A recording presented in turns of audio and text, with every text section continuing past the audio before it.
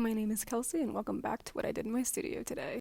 I was still feeling pretty sick and tired from yesterday, but luckily I was able to make it into the studio today. You may or may not remember this sculpture. It broke while I was carving it, so I'm here re-gluing that. In an ideal world, it's a lot easier to just glue up sheets like I've got here, but a really big goal of mine this semester is to spend as little money as possible. These foam sheets were actually just left over from a box I found that someone threw out. I also like to use as much of my scraps as I can, that way I can kind of limit the amount of waste that I'm creating in my studio. Since I am focused on saving money, I do have to use a lot more of my time to make kind of weird things work. Outside of my glue up, which I worked on all day, I spent some time planning out what I'd like to do for my first crit.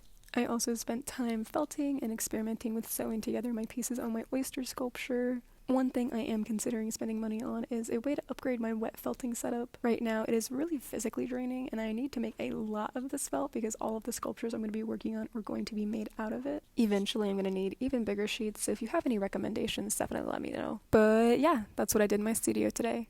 See you tomorrow.